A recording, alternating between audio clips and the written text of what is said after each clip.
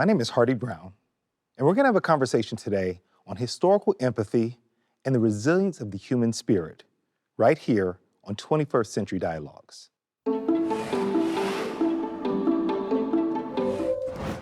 Frederick Douglass. Of course. This is a first edition copy of his book, Self-Emancipated Himself. And what he did is he went out and he says, I'm gonna write this book about my story in my life of being enslaved. I'm gonna tell this story. And as I tell the story, I'm not gonna have anybody else write this story. I'm gonna tell the story myself. And so these are the words in his own words, telling exactly what happened to him. And in one of the chapters, one of the things that's interesting, what he says, is the owner's wife, the mistress of the house, she was teaching him how to read. She was teaching him how to read, and when she was teaching him how to read, the owner walks in and says, "What are you doing?" Slaps the book out of her hand. "How dare you teach him how to read? If you teach a slave to read, you will unfit him to be a slave." If you teach a slave to read, you will unfit him to be a slave. At that point, Frederick Douglass knew that the power was in education. The power was in freedom. The power was learning everything that they said they didn't want you to learn.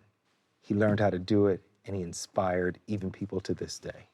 So how do we get to the point where we get people excited enough that we want to make a change with our current system? You have this current system where slavery is the way that it is.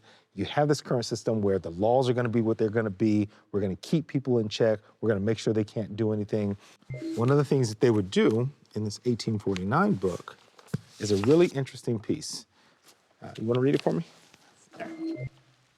If a white person assemble with Negroes for the purpose of instructing them to read or write, or if he associate with them in an unlawful assembly, he shall be confined in jail, not exceeding 6 months, and fined not exceeding $100. Perfect, thank you. That law is not for black people. That law is if a white person teaches a Negro to read and write, assembles with them, 6 months in jail and a $100 fine. The $100 fine today is roughly, $2,000 to $3,000 every time you get caught doing it. So there must be power in the books. There must be power in the words. There must be power in the freedom. There must be power in the religious belief that freedom exists for all people. And so there was a lady who wrote this book. Her name was Harriet Beecher Stowe. Harriet Beecher Stowe comes from an abolitionist family and writes a book called Uncle Tom's Cabin. Uncle Tom's Cabin becomes one of the biggest books of its time. Everybody's reading it, everybody's talking about it. They're talking about this character, Eliza, where she's crossing to run away to get to freedom. And as she wants to get to freedom, she's trying to save her child, trying to keep her family intact.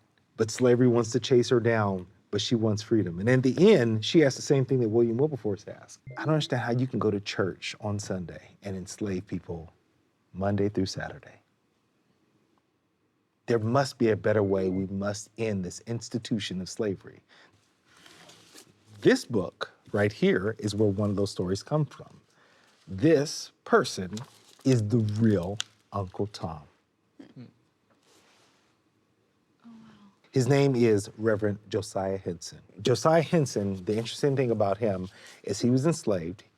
He made it to freedom. He built a small town in Canada for all those who could run away and get to freedom. He would then help them by settling with them and getting them there and helping them get to that point. So wait, Uncle Tom, the actual person, made a town in Canada to help others get out, right? Yep.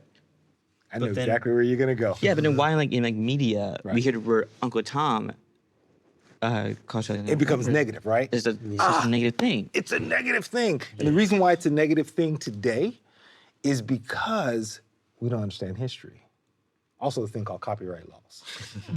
So what happened is she was so successful with her book.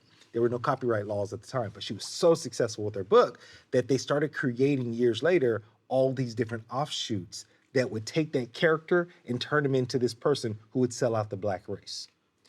And then they started doing these shows, and they're called minstrel shows, right? Minstrel shows. Yeah. And these shows would make Uncle Tom look very, oh yes, a boss, all these different things. But what they were doing is they were trying to kill the mindset of freedom. So again, if we don't go back and read the primary source and we don't understand the history, we don't visit the sites, and we don't know then we take on whatever the popular view is. I know there was a huge debate going on about social groups and clubs, that the archive is going to be deleted, and if you'd like, anybody who wants to have access to it has a certain time period to download. Really? But many people are arguing that it's like an important part of like our history of the beginning of the internet and how people from different parts of the world were able to connect and like, you know, realize that they're a lot more similar than there are differences. And so these are all, you know, might one day become primary sources or internet groups and things like that, so. Yeah. And as we do these talks, and the more and more I do the research, I'm trying to get people to understand that we have a choice as human beings to find the commonality in our story, to find out that your soup is the same as my soup, your background is the same as my background. I got in trouble as a kid, just like you got in trouble as a kid, right? I want to love just like you want to love. I want to like somebody just like you want to like somebody.